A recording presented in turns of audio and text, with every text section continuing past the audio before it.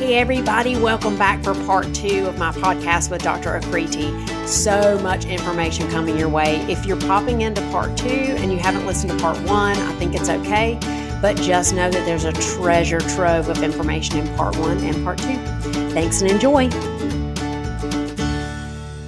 Not one bit. And you know what, by the way, at the time, right before I did all this, I think between the L4, L5 bulging disc incident, which now I know I probably had that bulging disc.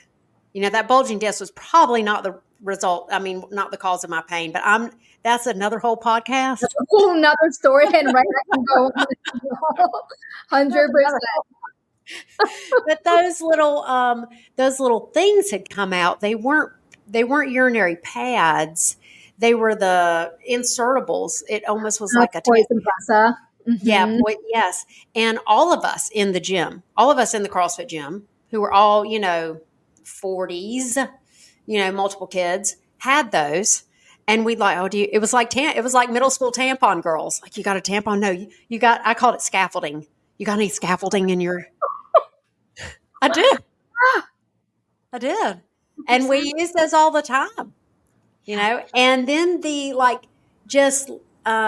when I did my physical therapy and my urinary incontinence just went away, I was like, yeah, did not know. And there I was with a nursing background. And clearly, thank you for acknowledging my vulnerability. And some of us are less private than others. I don't have a lot of private bones in my body. Okay. Yeah. So, I was telling everybody about it all the time. It wasn't like I wasn't saying to healthcare practitioners and or friends and or coaches and or mentors, like, I'm peeing in my pants. I was very vocal about it, and it still took me a decade almost. Long. Yeah. And isn't it wild? Like, that a lot of it was just lifestyle modifications and breathing techniques and learning how to regulate your nervous system, calm down in your day, and that can fix your incontinence. Like, I had someone come to me last week. I've been working with her for 3-4 visits. Just, it's only been like a month and a half working with her. And she was like, I can't believe... Like, she's the one who would leak all the time, making to the bathroom, cough, sneeze, and it would be a wet pool under her pants. And she was like, I can't believe just little things like decreasing caffeine, counting my pee, not just in case peeing, doing a couple of pelvic and core strengthening exercises. I'm not peeing at all anymore. Not once. And you did not even do an internal examination on me. I didn't do... you do not need to get that biofeedback. You don't. An internal exam is never, ever necessary or mandatory for you to get better. Now, okay, so I want to know about this. I did get trained with my physical therapist on how to use that internal wandy thing. I did a couple of things that made me, as a, married, middle-aged woman, a little bit uncomfortable. Yeah. I got those little balls that you can put into your vagina that are the weighted balls. Yeah. And I'd put those up there, and I'd practice doing double unders with those in. And feel, how that felt to sort of have to hold that ricocheting ball inside my vaginal canal. Yeah. And I also did a wand, so if you're listening, it looks like a little lightning bolt shape. Like a little S shape. Little S, yeah. Hard plastic. And my physical therapist drew out a map for me of my innards and said, okay, this is where you're going to hit a bone. Don't hit a bone. That's not going to feel good. And look for those knots. She said, you can work the knots out of your hips and pelvis from the internal side, just like you can foam roll them from the outside. So how do you feel about all that? And what are your thoughts on internal work? Yeah, that's a great question. And some people may not agree with me on this because my stance is it's never necessary to do internal work. For some clients it may be, but majority of my clients no, because a lot of people have a history of trauma, or like there's a lot of stuff that's happened to my clients, and doing anything internal will re-trigger them, or even doing it to themselves may trigger them. Yep. So for a majority of my clients, we don't even need to do internal work, and you don't even need to like internally release a pelvic floor muscle, because the pelvic floor, it's reactionary. I like to think of it as a scapegoat. Okay. Why is that muscle tight? I mean, you can keep releasing it and releasing it, but it's going to come back, right? It's keep coming back, because why is it tight? Why is it coming back? What is it telling you? What's outside of the pelvis, or what's other muscles connecting to the pelvis that's making the pelvic floor so tight? And we need to address that, and the tightness will melt away automatically. We blame I love it. I love it that you said that, because you mentioned a lot on your reels and whatnot, your like nervous system and your stress level and all that stuff. And also, I'm a big believer in energies. Yes. In energy work, getting stuck spots in your body. And when you hear, when you say the pelvic floor as a scapegoat, and we know that there's a lot of people who have had trauma, a lot of people who have had trauma. What are your thoughts on that whole energy thing? Oh, 100%. I believe it. I get acupuncture work done myself. It's changed my life. Like, I've done some recall healing stuff with a friend of mine who's certified in that. I've done like body code. Like, I'm very familiar. Yeah, I love the body code. Yeah, Love really, the body code. it's so interesting and fascinating, and it works. I mean, I come from an Indian background with my grandmother. She will, like, if there's too much like negative or evil energy at me, like on me, she will do a thing to like get rid of my nazar. We call it in Hindi. It's like she gets rid of my nazar, like that energy. And so I'm a firm believer in energy work, but like, think of the pelvic floor. Like, if it's holding on so tight, like, why is it holding on so tight? What else are you holding on in your life that you're not letting go? Right? What are you holding on to? What are you not releasing? So you can't release your pee or poop. Yeah. Oh, I just love that. And to be clear, what I love is that I do not love holding on to negative, stressful, scared energy in my pelvic floor. I do not love being constipated. I love that we are saying this out loud for people to hear. Yeah.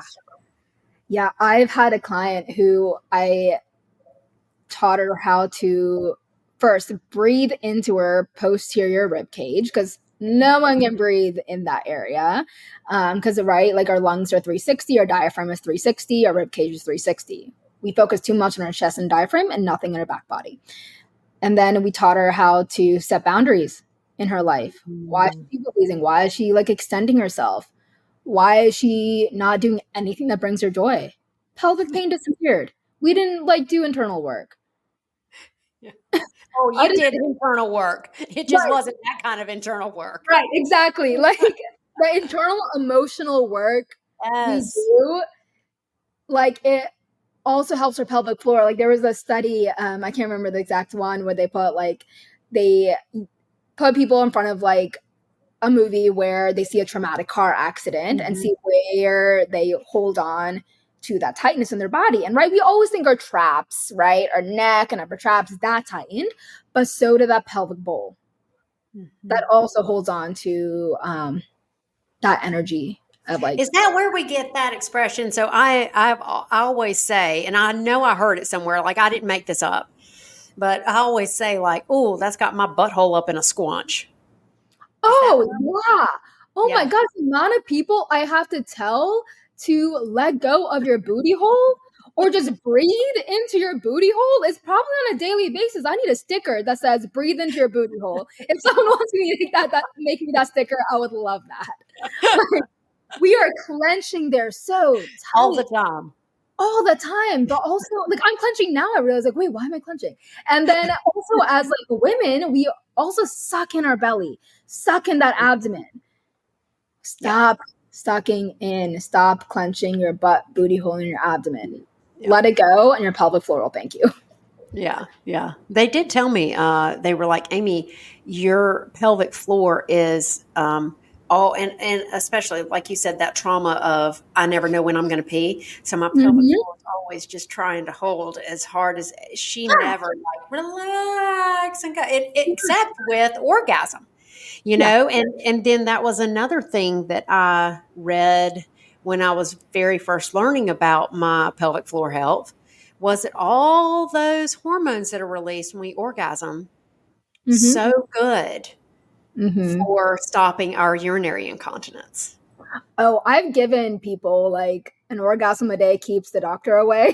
So I'll tell that just like work on arousal, work on like orgasms, like work on like self pleasure. It can be so lovely for your pelvic floor. But when we think about like that holding on, because you don't want to leak, right? Think of Yep. the if you're familiar with the length tension relationship in our body and our muscles, right? No, I'm not familiar with that. Say it again. Well, sort of, kind of, but say about that, please. Yeah, like the length tension, right? So our muscle, it shortens, it also lengthens. When we hold it in a tight, shortened position, and we have like a sneeze, cough, or a pressure, it's not able to have that reaction of tightening and like keeping it there because it's already too short. It needs to have that like nice, stable, lengthened position to engage to stop that pee and poop. So if you're always holding it so tight, there's nowhere for it. Like it can't hold Oh, on. You're doing the opposite thing you want to do. yeah. Somebody demonstrated that with me one time. They like took my arm and like held it here and they pulled against it and I couldn't hold it, Mm-hmm. but I could pull it up. It was a weird, it's like if your muscle is at like a 50% tension, I'm making this up, but for example's Mm-hmm. sake, a 50% tension state all the time, that when it needs to go to 100, it can't go to 100. No. It can't get there. But if it flows between like, oh, I'm totally relaxed and lengthened at a 0, and then I can go to 100, and then I can go to a 50, and then I Mm-hmm. can go back to 100, then I go to a 0. But it's got to be in that flowy state. And so many times with the stress level, and then you're really stressed because you peed in your pants and you don't want to pee again, and you're terrified. Then that little pelvic floor just is always like on the on guard state, and it can't really come to the rescue. Yeah, but also your pelvic floor, but your abs, your booty hole, your jaw, your whole There, body ends up becoming really, really stiff. Yeah. yes. And you can't react to anything because you're so stiff. Like, think if you were like Mm. clenching your jaw and clenching your biceps and someone threw a ball at you, you're not going to be able to catch it. But if you were in that flow state, like relax, like, oh, cool, I can catch it. Like, I see it coming, right? I love Like, that. Yeah. yeah. I just heard total side note. We went to the batting cage for the first time the other day. We've been saying that we wanted to go to this batting cage for like months. And we went to the batting cage, and I haven't hit a softball since I was probably 17. So it's been quite some time. And I did all right. But, I got in there and I was like wound up. I was like holding it right here so I could like flip. And then this other woman comes in. She's 28, and she clearly has a lot of softball experience, right? Mm-hmm. And I hear her talking to the little kids because my oldest and I were doing this, and she's like, "Yeah, Mom, it's pretty the same as it always is. It's just me, you, a bunch of little kids, and then the professionals." you know. Yeah. But we hear her talking to this little kid, and she's saying, "Yeah, you don't want to be tight while you're waiting for the ball. You Mm-hmm. want to be loose." And I Mm-hmm. and just like that's a newness for me. That's Yeah. a learning for me. So I've been thinking about that all week. Like, so you want to be in the batter's box, ready but loose. Yeah. And now here we are talking about you need your pelvic floor, your abs, your booty hole, your clenched jaw, your big old traps to be in that ready state, but not turned on. You got it. Oh Yeah. gosh, well. And then there's the practice of undoing all the conditioning that we have and all the Oh, fear. yes. And that's where you come in, isn't it? Exactly. Because everyone needs, I like to say, like, so I have a problem with a lot of Western medicine and how doctors practice in the US because we just tell, and force. And that's not how the body works. So I believe when I'm with a client, there are two nervous systems in the room, mine and the client's. If they don't feel comfortable with me, I don't feel comfortable with them, or there's something off with their energies, they're not going to heal. So I'm always like, meet your clients where they're at and never tell them to do anything, but ask questions and figure out where they are in their life, because I am more of a coach and a guide. My clients know more about their own bodies, right? More than I would ever know about their bodies, right? Because you're a person, right? You're a mind, body, spirit. You're everything, not just the muscles and pelvises I'm like assessing. You're a whole person. You're not just a pelvis. Not just That's another bumper sticker. You are not just the pelvis. Like I tell people, hey, like I do pelvic floor work, but I'm looking at your jaw, I'm looking at your rib cage, I'm looking at your feet. We're looking at everything. But I am a guide and a coach. Like I can help you through this journey you're in, because people need accountability. They need education, like maybe an exercise program, but that can change like as we go through the months of working together. But in those months of working together, it's a two-person thing, right? My 100% is only 50% of the relationship, and vice versa. Like I need the input from my clients. I need to see where they're at in life and adjust as we go. And when I like had to have my own like physical therapist, I can't heal myself. I need someone looking at me with an objective lens to see like, what am I doing? How am I moving? Like all of that. So I feel like everyone needs like someone else looking at them objectively. No, I love that. I was going to say, yeah, because the job for me when I'm coaching, like Mhm. same thing. I know that you are the expert, and for all that I know about all that I know about Yeah. all my life experiences, about trauma, about marriages and divorces and pregnancies and childbirth and CrossFit and nursing, and like I've got a boatload of knowledge, and really it doesn't stand center stage. If anything, it's way back in the wings, because my best job is helping show an objectivity that then you, the client, can receive and interpret with all your knowledge, because that's where the juice is. Okay. It's not over here with me. I'm No. just the question, the mirror, I'm just the one who's digging. You Hmm. got to look at what we're digging up and decide what to do with it. Exactly. I love that analogy. Yeah. Yeah, yeah. You can tell when I talk to people who do the same thing that I do in the same sort of theoretical underpinning.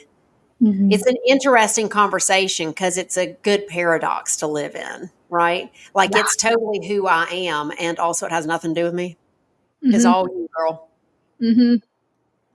Yep. Yeah, it's fun, isn't it? It is. Okay, so we talked about the peeing in your pants. When I said to you, what are the three things that you Hmm. really want to make sure we talk about? You said the urgency, frequency. Hmm. You said the dribbling, Hmm. I think, and you said the With pain on sex. sex.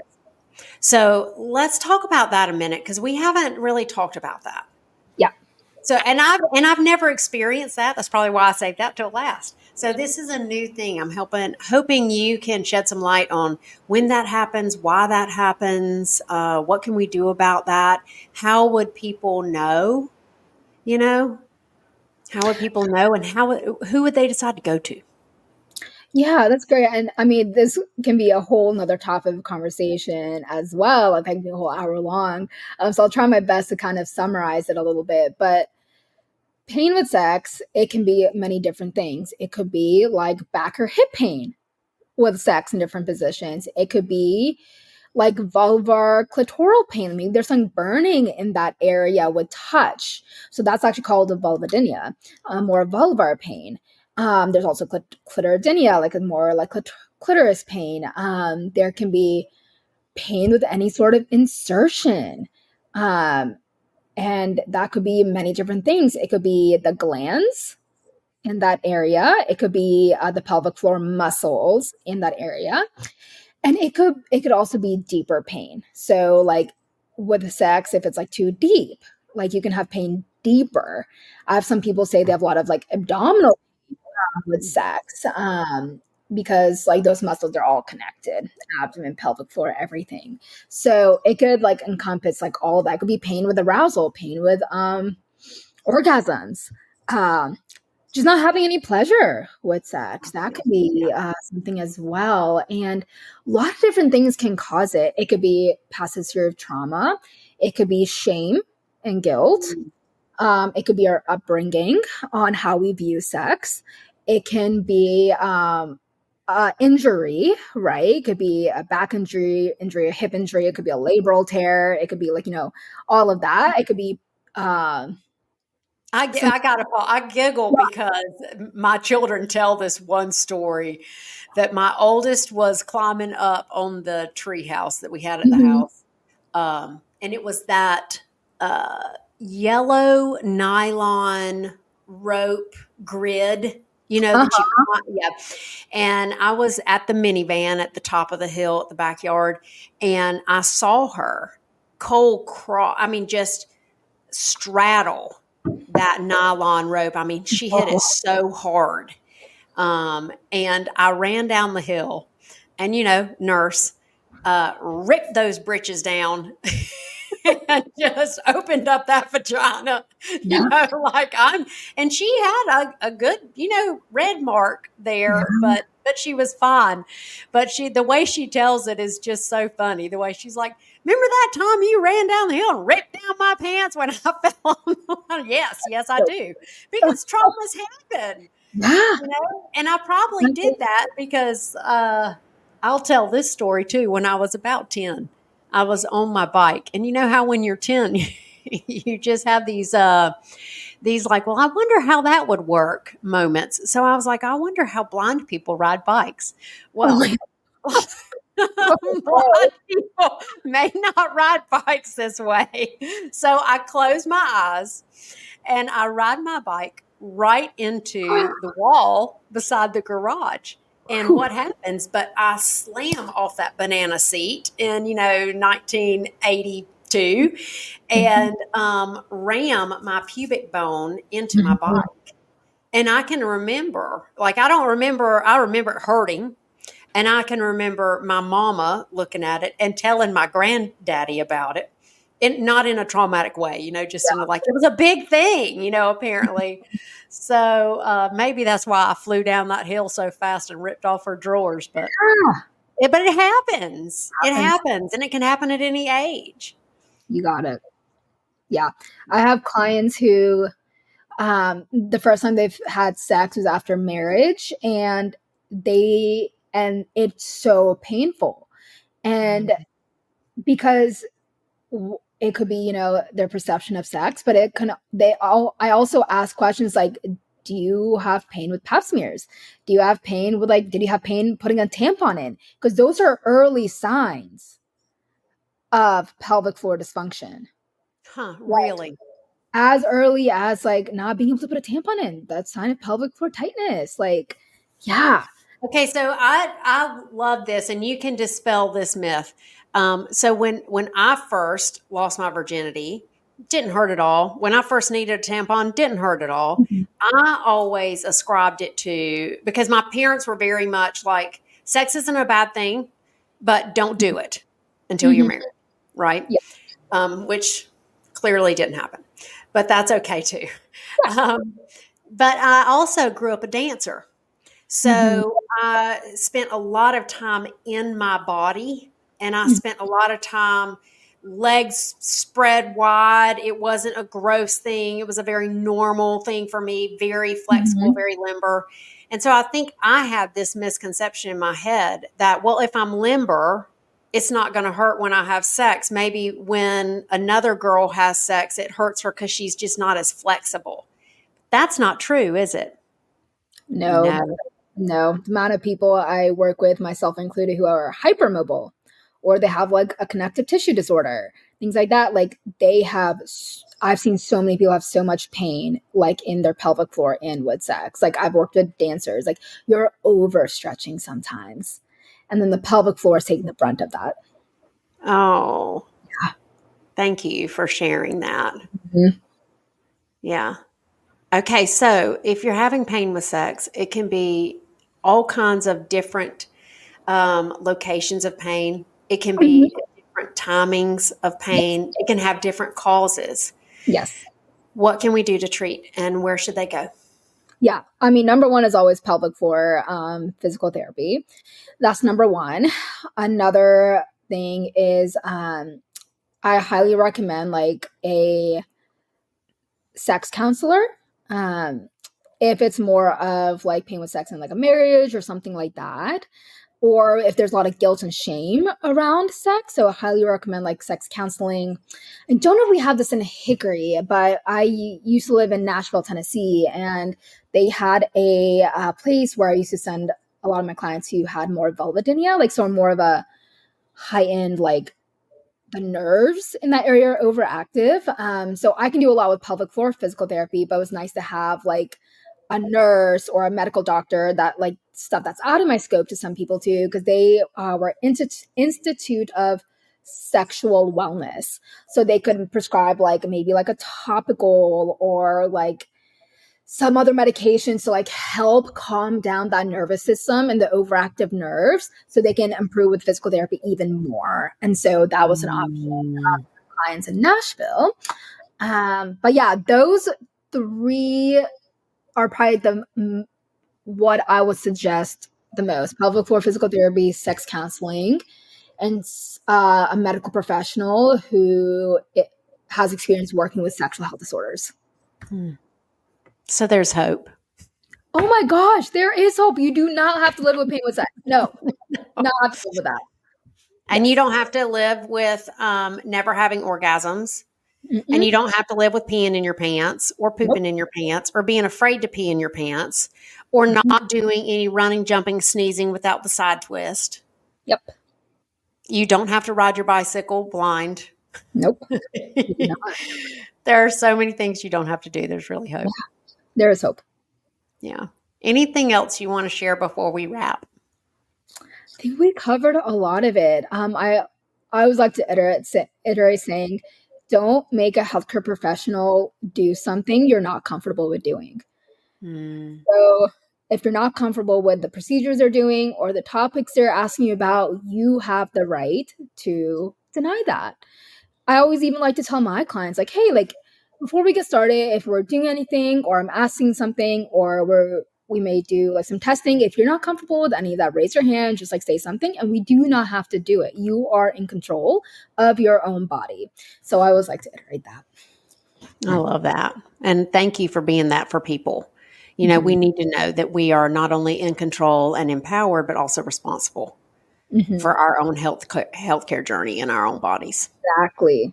You have Now, to get better. yeah, you have to want it and Yeah, you have to be in the driver's seat. Sometimes exactly. it sucks. Sometimes it'd be nice if somebody just said, like, no, eat this way, exercise this way, Yeah. sleep this way. That is not the way it works. Not how the way it works. It's not the way it works. So, okay. So, lastly, I'd love for you to just share with our listeners where they can find you, how they can find out more. And Yeah. we'll, of course, put that in the show notes too. Yeah. So the best way to get in contact with me and kind of find out more about what I do is through my Instagram. It's no pelvis left behind. And you can always send me an email at info@nopelvisleftbehind.com. I have a new office in Hickory. I think the address is 201 Government Avenue Southwest, Suite 303, Hickory, NC 28602. So that's where my new office is located. I do virtual work all around the world. You do not have to be local and you don't have to be seen in person to get better. Yeah, that's Oh, me. I love that. Awesome. So for those of you who are listening to this and going like, "Oh, wait, that's me." Now you have a place to empower yourself and take responsibility for your own health. Hit up Dr. Aakriti. You're going to have all her contact information in the show notes. And if you loved this podcast episode, please like, subscribe, share it. You know good and well that some of your people are struggling, and this might just be the information they needed.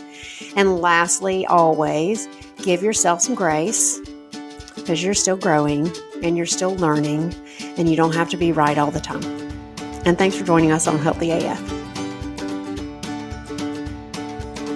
Thank you so much for listening to this episode of the Healthy AF podcast. I hope that it has helped you create a new possibility for your health and sets you into action to go get it. If you want more information or if you want to connect with me, visit my website at myhealthylife.coach. And don't forget to hit the subscribe button so that each new Healthy AF episode will be sent directly to you. Let's take you from where you are to where you want to go.